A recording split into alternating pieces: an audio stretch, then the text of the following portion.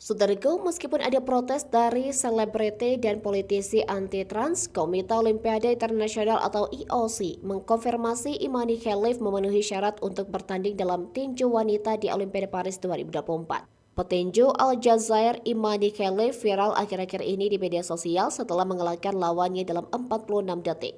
Kamis 1 Agustus 2024 lalu, Imani Khelif melawan petinju asal Italia Angela Carini. Kekalahan Carini cukup dramatis karena ia menangis di dalam ring dan bahkan tak mau menjabat tangan lawannya. Sejumlah media barat menuduh Imani Khelif adalah seorang transgender sehingga berkontribusi pada kemenangannya.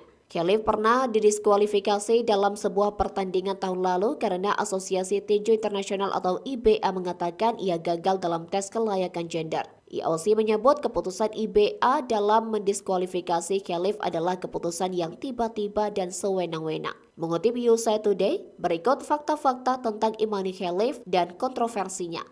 Khelif adalah seorang wanita. Ia bukanlah transgender atau mengidentifikasi dirinya sebagai intersex menurut GLAAD dan InterACT. Khelif dilaporkan memiliki perbedaan perkembangan seksual yang dikenal sebagai DSD atau Difference in Sex Development, kata organisasi tersebut dalam lembar fakta yang dirilis pada hari Jumat.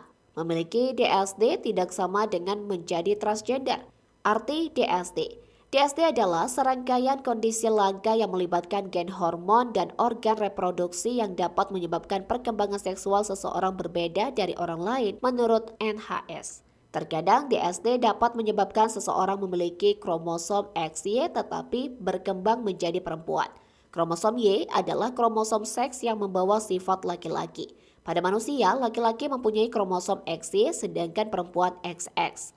Perbedaan pandangan IBA dan IOC. IBA telah lama terjerumus dalam skandal dan kontroversi. IBA sebelumnya mengawasi cabang tinju Olimpiade sebelum dilucuti haknya menjelang Olimpiade Tokyo 2020. IBA kini tidak lagi diakui oleh Federasi Tinju Internasional. Setelah kemenangan Khelif, IBA tetap kukuh keputusannya untuk mendiskualifikasi petinju tersebut. IBA berpegang pada dua tes yang mereka sebut independen dan dapat dipercaya, meskipun mereka tidak mengungkapkan tes apa saja yang dimaksud.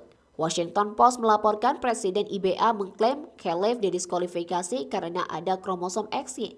IOC mengatakan jenis kelamin dan usia atlet didasarkan pada paspor mereka. Olimpiade Paris adalah yang pertama dalam sejarah yang mencapai kesetaraan gender.